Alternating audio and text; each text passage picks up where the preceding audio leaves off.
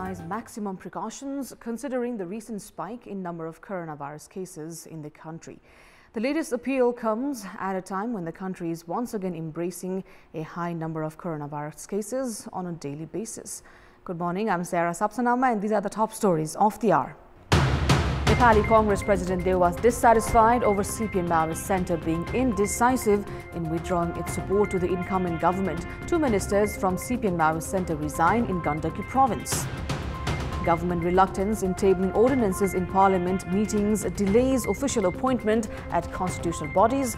Government in favour of introducing new ordinances instead. Myanmar's ambassador in London locked out of the embassy by Myanmar's military attaché, saying he is no longer the country's representative. Embassy staff asked to leave the building. And PSG defeat Bayern Munich 3-2 in the first leg quarterfinals of the Champions League. Chelsea also blank Porto 2-0.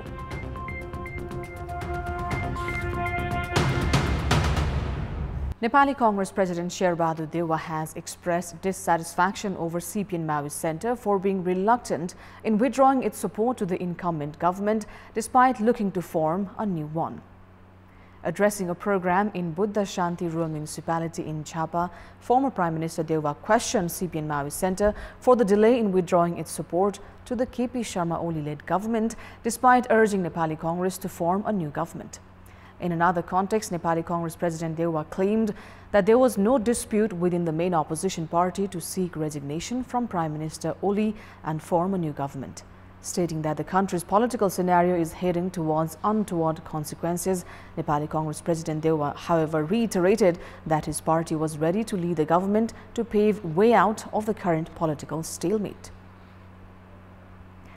Now, 2 ministers of Gandaki province resigned from their post yesterday.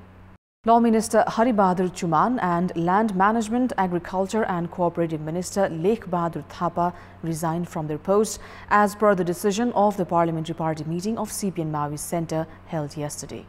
Lawmaker Deepak Koirala, however, informed that the meeting did not decide to withdraw its support to the government and added that the party decided to recall the ministers, saying that it was not appropriate to hold ministerial portfolios at the moment. The CPN Maoist Centre has 12 lawmakers, including Speaker Netranath Adhikari in the 60-member Provincial Assembly, while the CPN UML is the largest party in the Assembly with 27 members. Now, the government introduced 7 ordinances following the end of the session of the House of Representatives on 2nd of July last year. However, these ordinances have not been tabled at the reinstated lower house. Such reluctance has delayed the appointment process of officials at the constitutional bodies and will likely create constitutional stalemate in the country. The recruitment and promotion process in government offices has been halted since 2 weeks as officials at the Public Service Commission retired from the job on 23rd of March. The government has not taken any initiatives to recommend officials at the commission, which as per the constitution should have been done a month prior to the retirement of the officials. The government, which had introduced an ordinance related to the Constitutional Council Act on 15th of December, was supposed to table the ordinance in the first meeting of the House of Representatives. However, due to the obstruction from the main opposition Nepali Congress, the government could not table it. Since then, it has not shown any interest in presenting ordinances in the House meetings. However, constitutional experts opine there is still the possibility of deciding the fate of these ordinances during the current House session. Constitutionally, these ordinances would be scrapped if they failed to be tabled in the ongoing session of the House of Representatives. This could delay the appointment of officials at the constitutional bodies. However, the government has been arguing that the ordinance complexity could be resolved with the suspension of a few provisions of the Parliament Act. The government, meanwhile, is preparing to introduce another ordinance after the end of the House session to pave way for the appointment process, which is likely to invite yet another wave of dispute. The government had introduced a special program designed to encourage new entrepreneurs some 2 years ago. However, the program has yet to be implemented due to procedural confusions, leaving aspiring entrepreneurs disappointed. Nikita Acharya and Kiran Timsina have been in the bakery business for more than 8 years. 3 years ago, the duo planned to begin selling cars and other goods online. However, the plan could not kick off due to the lack of funds. During the budget session last fiscal year, The government had announced that it would provide 50% of the project costs for new entrepreneurs.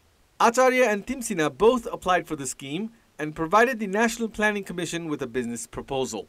However, they have yet to receive a decision from the Commission. 699 similar business proposals have been submitted to the National Planning Commission since the government announcement. The government spent most of its time last year forging a work plan for the program. This year, the government has allocated 500 million rupees for the program, which is yet to be implemented. Based on government plans, entrepreneurs can apply for a grant of up to 5 million rupees. However, since the government revised the program requiring an interest of 2% on the grant loan, government officials say applicants will need to submit a revised proposal to the National Planning Commission. The program officials have informed about the lack of progress in its implementation, saying that it has dented the aspirants' trust on the government. In our Public Voice segment, we've asked locals in Rupandehi, what do the gender minority group in the country need? Let's take a look at what they had to say.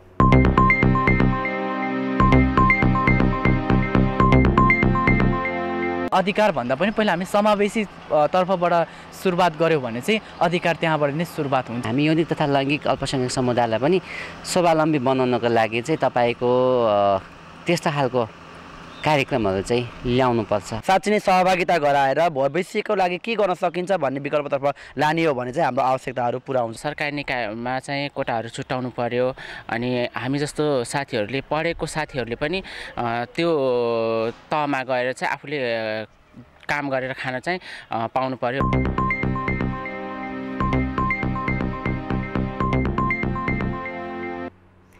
Time now for our segment Public Pulse, where you text us with your opinion.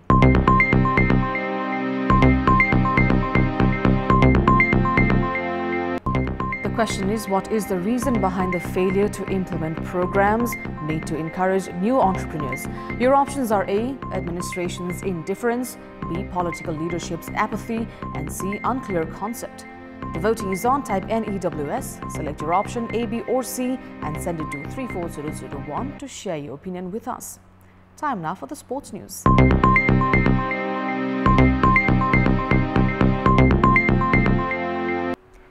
Now, Tribhuvan Army Club thrashed Sri Lanka Police Sports 5-1 in the AFC Cup qualifiers. In the match played at Dashrath Stadium in Tripureshwar yesterday, the Sri Lankan team opened the scoring as Evans scored in the 20th minute, beating 3 defenders. Tribhuvan Army levelled the match at 1-1 after Santosh Tamang scored from 35 yards in the 42nd minute. Navayuk Shrestha scored through a header in a minute later to give Tribhuvan Army Club a 2-1 lead. Tanka Basnet scored in the 50th minute to extend the Army Club's lead to 3-1.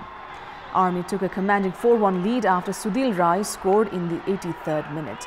Navayuk Shrestha scored his personal second goal of the match in injury time to seal Army's thumping 5-1 win over Sri Lanka Police Sports. With the win, Tribhuvan Army have secured 3 full points. The club will now clash against Bengaluru at their home ground in the second match of AFC Cup qualifiers. If Tribhuvan Army win all of their matches in this stage, they will qualify to secure a spot in Group D. That's all for the moment. Thank you for watching. Have a great day ahead.